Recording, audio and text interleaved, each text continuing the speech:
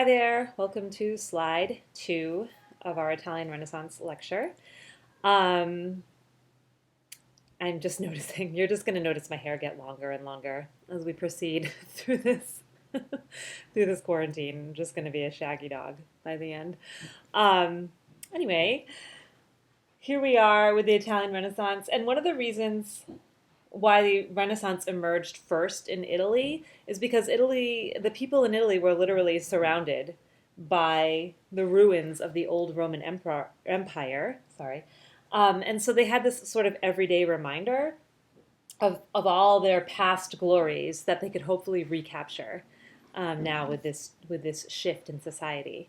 Um, Also, Italy conducted a lot of trade with the Eastern Mediterranean just because of where they were located geographically, and that produced a lot of wealth for them, which helped them to support the arts and to support learning. So they were set up pretty well to be impacted by this shift, this Renaissance shift in society. Um, in drama, the first sign of a change was a new awareness or an awakened awareness of dramatic form and dramatic structure that came from the study of the ancient Roman plays. Remember, plays during the Middle Ages weren't very plot oriented and were really weak in plot structure. But now we've got this revived interest in the classics. Italian drama begins to reflect the types of plot structure and plot format that occurred in the Greek and Roman classics. So everything that's old is new again. They're like, oh, we can write plays that are structured and have this definite plot outline because they're studying what the Greeks and Romans did.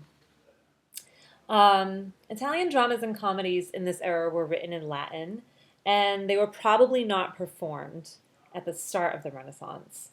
But a lot of classical influences continue to exist, and then three key events happened that really propelled drama forward during the Italian Renaissance. The first one was in 1429.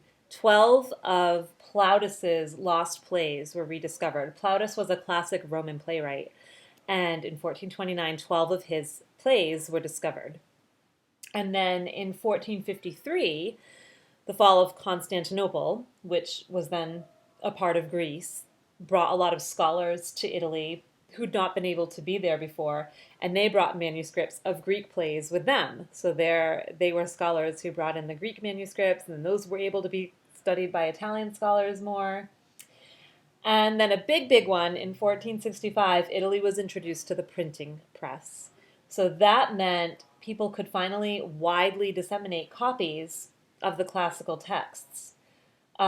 Between 1472 and 1518, all of the then known Greek and Roman plays were actually published, printed, and disseminated. So classical drama used to be studied by just scholars, but now that it was actually published and copied, it could find its way into the hands of non-scholars too. So then in 1508, after all these events, new original pieces of drama in Italy began to be performed. Comedies and dramas were popular. They had a few other types, but we'll mainly focus on the ideas of comedies and dramas that were going on at that time. Okay, I'll see you on the next slide.